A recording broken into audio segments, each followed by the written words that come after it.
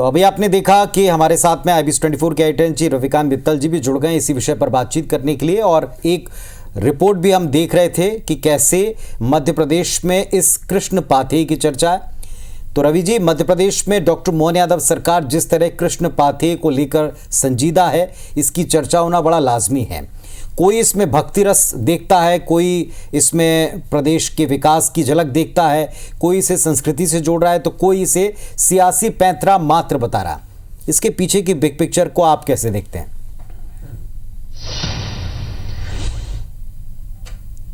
सबसे पहले तो IBC के सभी दर्शकों को जन्माष्टमी की ढेर सारी शुभकामनाएं।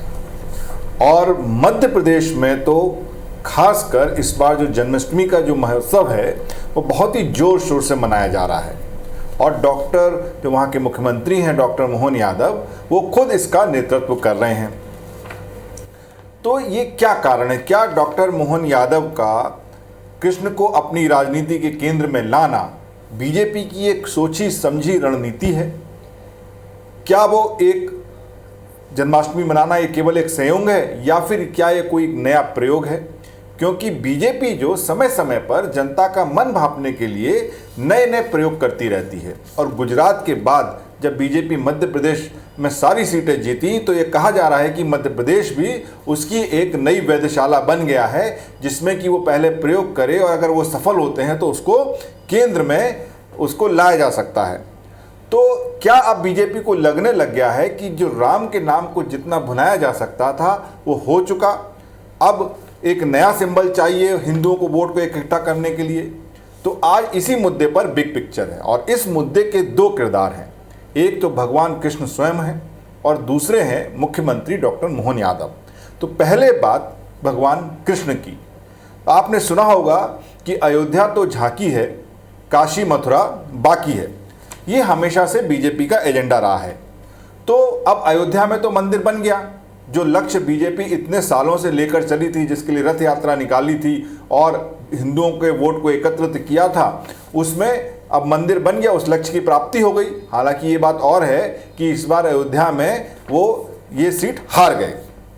तो अब जो है अयोध्या की झांकी गुजर चुकी है, अब पार्टी को एक नई झांकी की जरूरत है।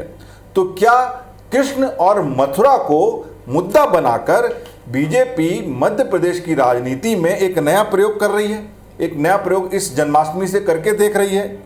क्योंकि लगता तो ऐसा ही है। जिस प्रकार से मुख्यमंत्री मोहन यादव जन्माष्टमी में मध्य प्रदेश में कृष्ण तीर्थ को विकसित करने की बात कर रहे हैं, जिस तरह उन्होंने राज्य के सभी कलेक्टर कमिश्नर को आदेश दिया कि 26 अगस्त को जन्म कृष्ण के अवसर पर हर जिले में जितने भी कृष्ण मंदिर हैं उनकी साफ सफाई हो, वहाँ पर समारोह आयोजित किए जाएं।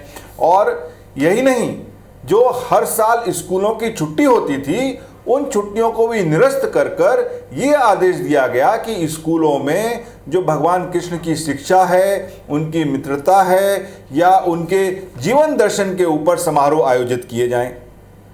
साथ ही साथ मध्य प्रदेश में जिस तरीके से पहले राम वन गमन पथ की योजना लाई गई थी राम भगवान के समय में, अब कृष्ण पाथे पर काम शुरू हो गया है।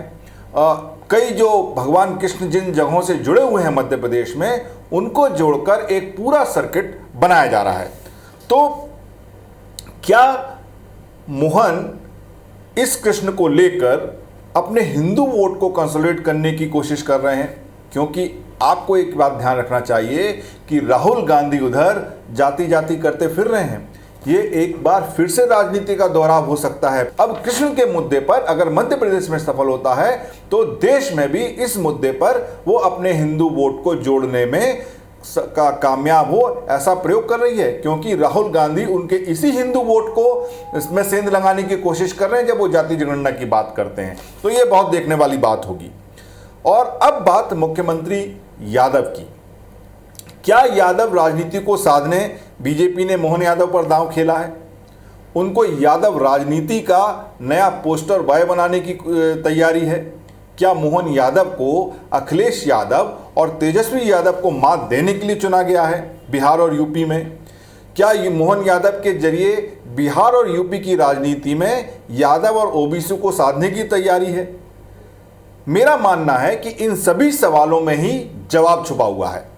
हमने देखा है कैसे सीएम चुनने के बाद मोहन यादव को बिहार भेजा गया यादव सम्मेलन के लिए, यूपी में भेजा गया लोकसभा चुनावों से यादव सम्मेलन के लिए, और किस तरीके से उन्होंने सारे इस पूरे रीजन के यादवों को आह्वान किया कि हमें एक होना चाहिए और हमें एक साथ क्योंकि आपने ध्यान दिया हो कि भले ही जो बीजेपी है वो हिंदुओं का वोट एक साथ करने में एक सफल रही हो, लेकिन जो यादव थे वो खासकर बिहार और यूपी में हमेशा जो दूसरी पार्टी के नेता हों, जैसे कि तेजस्वी यादव, लालू प्रसाद यादव बिहार में हो या मुलायम सिंह यादव, अखिलेश यादव यूपी में हो, उनकी तरफ छिटक जाते थे।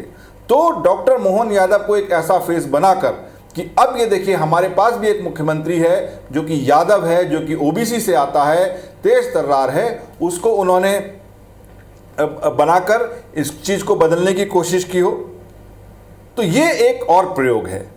तो डॉक्टर यादव ने भी यादव और ओबीसी की राजनीति में कृष्ण भक्ति का जो छौंका लगाकर एक जो नया एंगल दिया है इस रणनीति को, ये एक अनूठा प्रयोग बन गया है। अब देखना होगा कि आने वाले समय में ये प्रयोग कितना सफल होता है और क्या बीजेपी इस यादव और कृष्ण भक्ति के कॉम्बिनेशन को केंद्र में ले जाकर उसको और भुनाने की कोशिश करती है। पुनीत, बिल्कुल आपने ठीक कहा है कि क्या ये एक ऐसा संयोग मात्र है जो कतई नहीं लगता एक प्रयोग है, तो ये प्रयोग कितनी दूर तक जाएगा, कितना कामयाब होगा और कितना मददगार साबित होगा ये प्रयोग करने वालों को, ये कुछ समय के बाद ही स्पष्ट हो पाएगा। फिलहाल हम कृष्ण जन्माष्टमी की शुभकामनाएं दर्शकों को देते हैं, जैसे आपने जिससे शुरुआत की थी, और देखते हैं कि कृष्ण नाम कहां तक आगे बढ़ता है और कहां तक आगे पार्टियों को ले जाता है। फिलहाल धन्यवाद इस बिग पिक्चर पर बातचीत के लिए।